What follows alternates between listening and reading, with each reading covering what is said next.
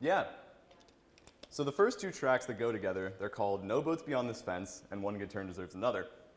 One Good Turn Deserves Another I wrote when I was a sophomore, and I kind of wrote it with this sort of idea, kind of similar to like the last part about Half Past May, about kind of like looking into like what was going to happen in the future, but more with an idea of like not really knowing what was there and still kind of being confused, because you know when you're a sophomore in high school you don't really know what you're doing, and that's kind of like when a lot of like not so great stuff was happening in my life.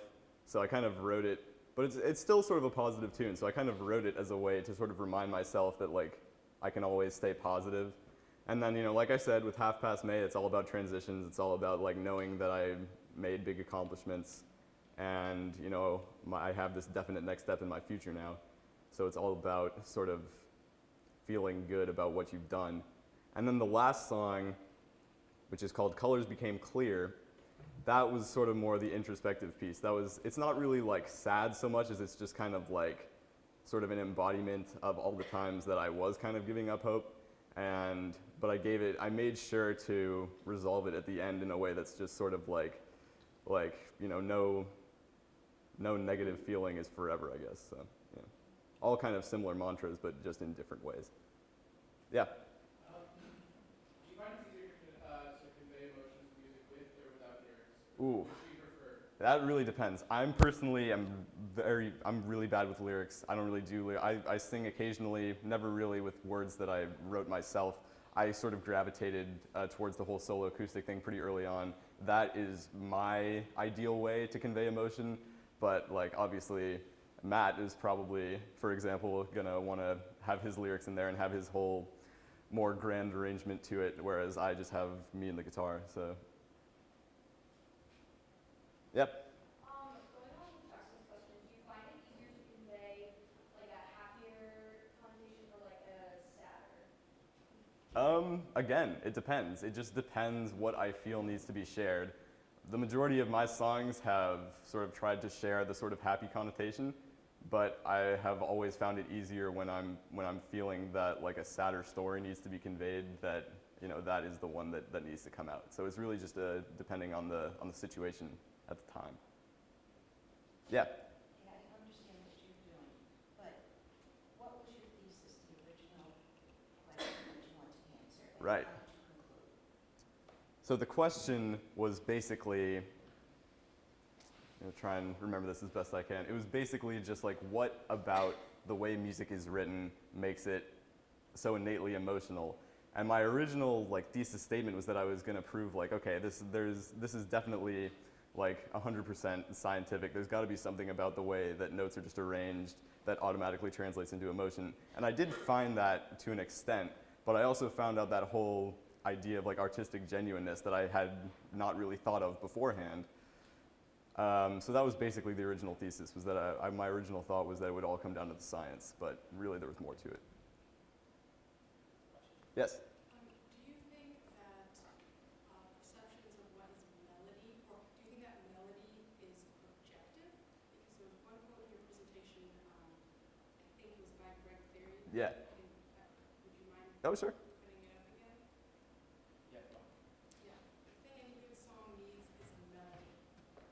But maybe one person's perception of melody is different from another. For example, I know I don't like this, and my friend thinks, how can you not like this? It's so great. Right, yeah. So, Well, that's the thing. Not liking and liking aren't necessarily opposites. You see, by not liking it, it still leaves an impression on you. So there isn't the objective side to the melody in the impression, in the fact that it leaves an impression on you at all. The subjective side is what the impression is.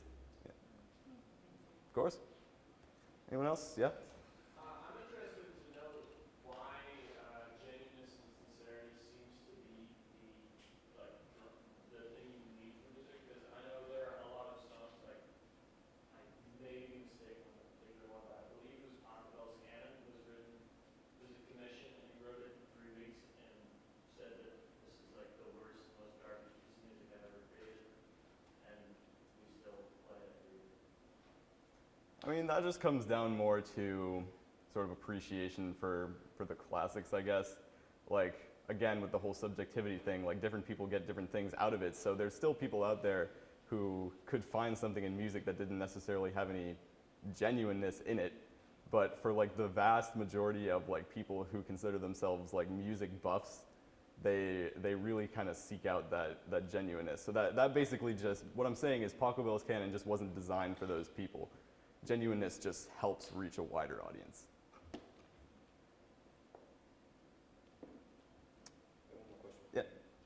So when you think about like, you said you talked about like pop music and kind of like writing it for the paycheck. Yeah. Do you think that genuineness applies less when it's like pop culture, song, music today? Like kind of what happens? There are fewer assemblages of music in like the pop music today versus like maybe Paracushus and people who are trying to, they're making it to cut the edge. They're making it because they recognize that I don't want to do it that way. So maybe they're reaching a more cult audience, more experimental. Whereas if you want to make the money, you've got to make that melody that's Right. a bit more addictive. Yeah, that's There's less definitely to it. that's definitely the thing. Like, there's basically two camps when you go into music. Like, if you want to make money and have a career, then you've got to like basically just be good and like follow all the rules and get a job as like a studio musician, like recording like the next top 40 track. But if you want to keep your artistic integrity, then you have to focus on getting that cult following instead. And it's not to say that if you're like making a pop song that you can't still like change the game.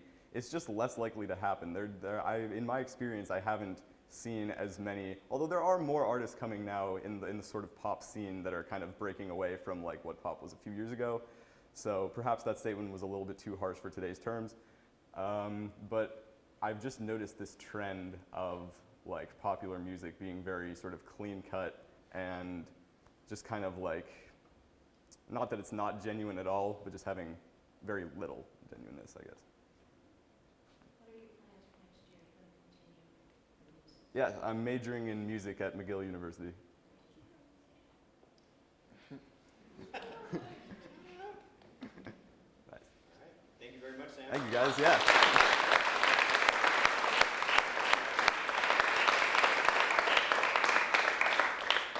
All right, well timed. That is all the time we have for today. It is the end of C block, so thank you for coming.